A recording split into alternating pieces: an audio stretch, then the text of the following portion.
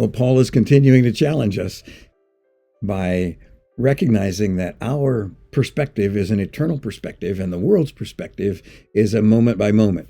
What's right in front of me? You only live once. You have these toys, and the one that dies with the most toys wins.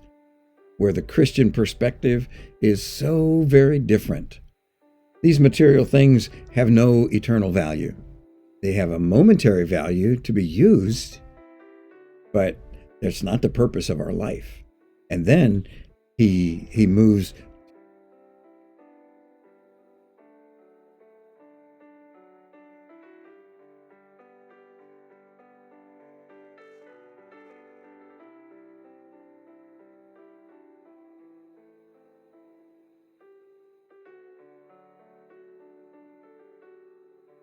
With an unbeliever. And his whole point is they are incompatible. Do not be yoked together. That's the way the old King James phrases it. It's a great illustration where you are yoked. You've got this bond between you and your partner, whether it's marriage or business. And he says, don't be bound together. Don't be tied together with an unbeliever. The old fashioned church picnic, I remember, would have three-legged races and tug of war and all kinds of, maybe an egg toss, all kinds of fun, simple games.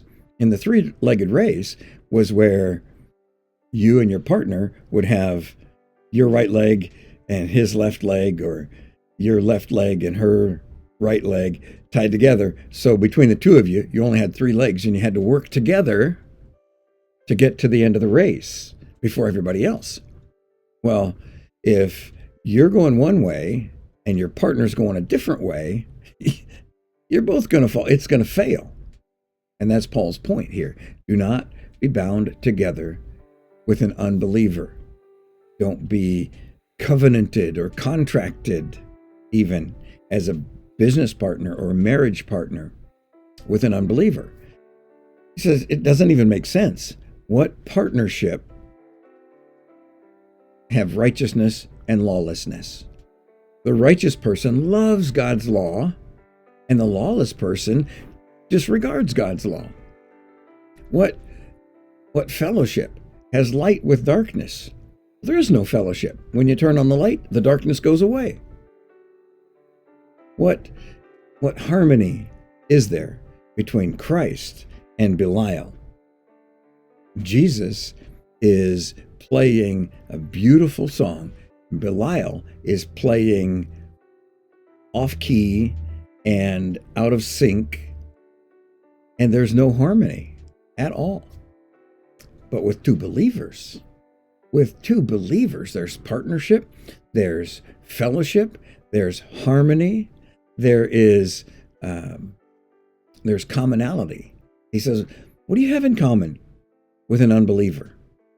You may have some physical traits in common. You may both have blue eyes. You may both like the same sports team. You may both experience the same event. But your character has nothing in common with the unbeliever. Your character has nothing in common today with what your character was before Christ redeemed and transformed you.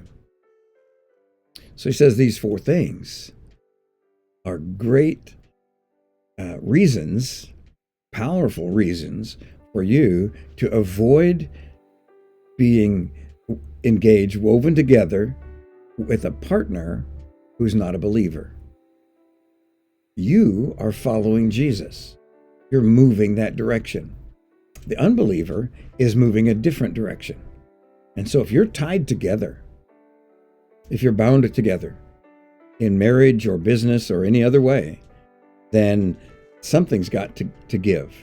If you keep going toward Jesus and your partner keeps going a different direction, something's going to break. Or one of you will change direction.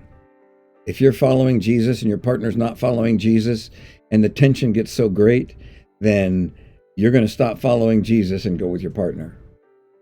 Or sometimes it happens the other way, where your partner will stop running away from Jesus and just go with you because they can't stand the tension. But here, don't enter into a partnership with somebody who's not a believer, because there's no commonality, there's no fellowship, there's no harmony, there's no partnership, and you're creating or trying to create a false sense where there is a partnership. And he's very clear. As a Christ follower, you're going one direction, and this other person is not. So just save yourself all kinds of heartache and trouble in the long run by remaining faithful and prefer believers, because we've got a mission to accomplish. Disciples Making Disciples Part 2 is coming up this Saturday morning at 9 o'clock. We'll go from 9 to 11. And I want to encourage you to come and be a part of that so we can talk about how to engage the unbeliever, how to bring light in an effective way into a dark corner of the world. And then on the 19th, Wednesday evening, we're going to have this community conversation. Mark that on your calendar. If you're part of Lake Area, I really hope you're part of that evening conversation. Be at the middle school from 6 o'clock to about 7:30. I put 6 to 8, give us a little buffer afterwards. But my goal is to be done at 7:30. And just make that a matter of prayer. God bless you. He loves you. And we love you too.